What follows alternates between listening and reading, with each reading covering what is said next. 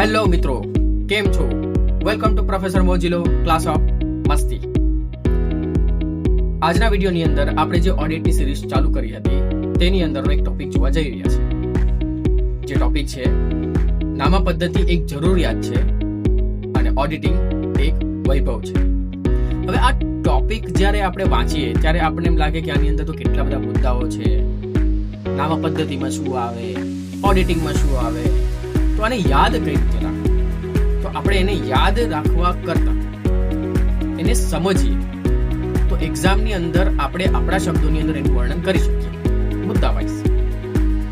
તો આજના આ વિડીયોની અંદર આપણે આ ટોપિકને, આ મુદ્દાને એક સ્ટોરી દ્વારા સમજીએ જેથી તમને સમજવામાં આસાની રહે.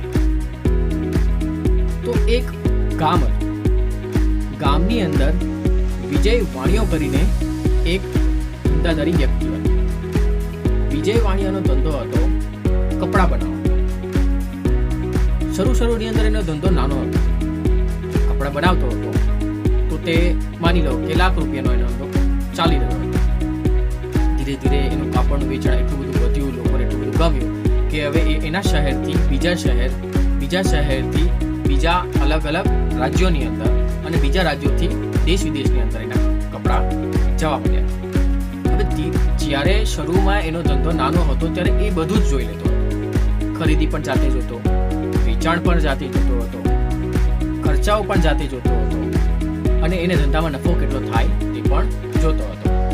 હવે ધંધો ધીરે ધીરે વધ્યો. ધંધો વધે એટલે માણસોની જરૂર પડે, એકલા હાથે તો બધું થાય નહીં.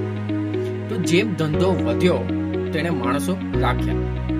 મોટું કારખાનું લીધું, મશીનરી લીધી, બહારથી પૈસા ઉઠાવ્યા, લોન લીધી, હાથ પર રોકડ રાખી, બેંકમાં પૈસા રાખ્યા, સ્ટોક રાખ્યો.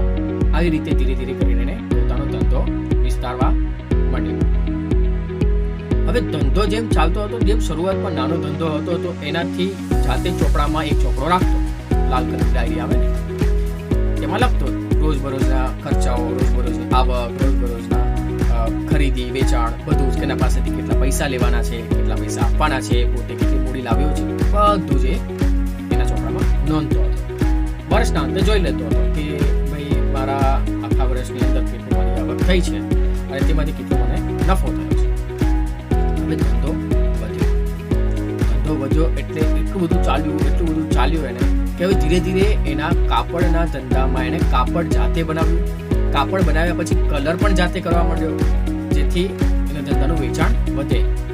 પછી એને અલગ અલગ વિભાગ બનાવ્યા, જેવી રીતે કે નામા લખવા માટેનો એક અલગ વિભાગ જેને કહેવાય અકાઉન્ટ્સ.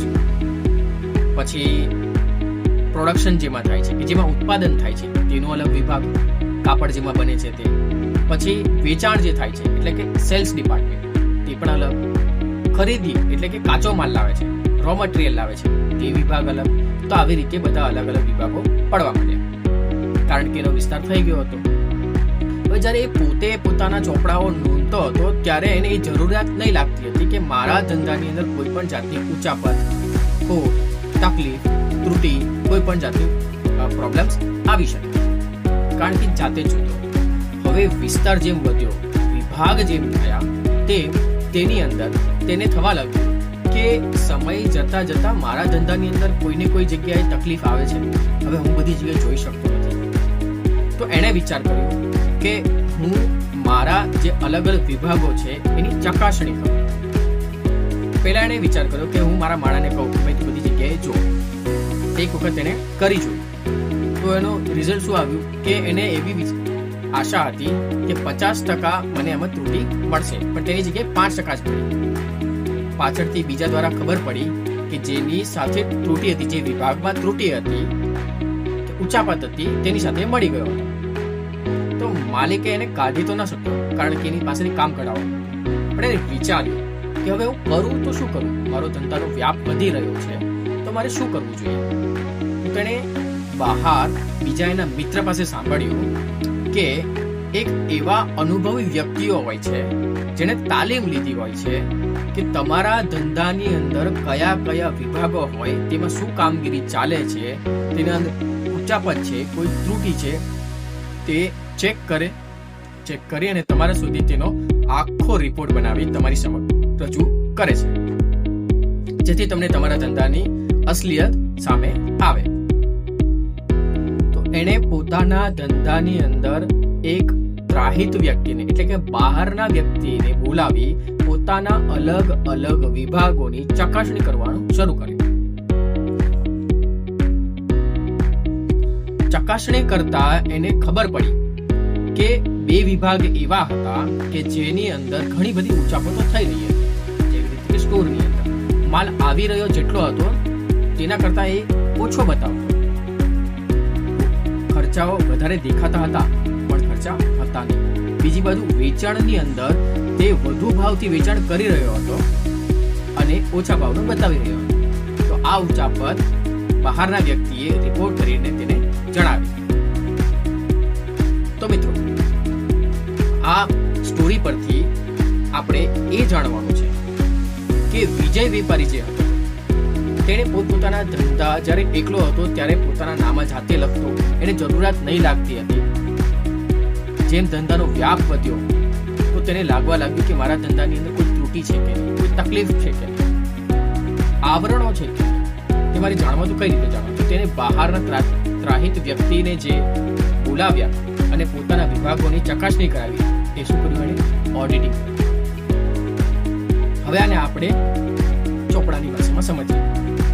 નામા પદ્ધતિ જરૂરિયાત છે, કારણ જો વિજય વેપારી કે વિજય વાણિયો પોતાના ચોપડા ન લખે અને જાતે જ બધું ખરીદી કરી લે, વેચાણ કરી લે, કોઈ જગ્યાએ નોંધણી ના કરે, કોની પાસેથી કેટલા પૈસા લેવાના છે, કોને કેટલા પૈસા આપવાના છે, બીજા કોઈના પૈસા લીધા છે, જો એ નોંધણી ના કરે તો એનો ધંધો ચાલે ના ચાલે.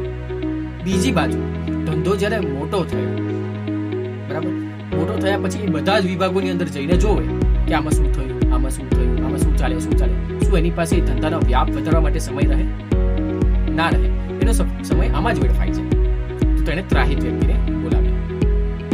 હવે જે બહારથી વ્યક્તિ બોલાવે છે, જેને તાલીમ લીધી છે, જે હોય છે ચાર્ટર્ડ એકાઉન્ટન્ટ, તેમને તમારા ધંધા વિશેની વિગતોની એને અનુભવ હોય છે, એને તાલીમ લીધી હોય છે, જેથી જે વિભાગની અંદર જઈ એને કેવી રીતે તપાસ કરવી, ક્યાંથી તપાસ કરવી, કેવી રિપોર્ટ બનાવવી અને મેનેજમેન્ટ સામે, ઉચ્ચ અધિકારીઓ સામે એ રિપોર્ટ સમક્ષ રાખવી, તેમાં પણ એક આવડતની જરૂર પડે છે.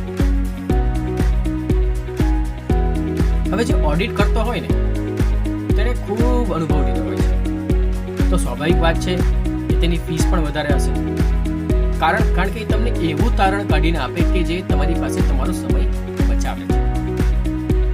તો મિત્રો, આ રીતે આપણે નામા પદ્ધતિની જરૂરિયાત કેમ છે અને ઓડિટ વૈભવ કેમ છે તે જાણ્યું. વધુ વિગત માટે, વધુ ડિટેલમાં સમજવા માટે કમેન્ટ કરો, વિડીયોને લાઈક કરો, લોકો સુધી શેર કરો, જેથી આ યુઝફુલ વિડીયો બીજાને પણ મળી રહે. અને આવા જ અવનવા વિડીયો માટે ચેનલને સબસ્ક્રાઇબ કરો. Thank you.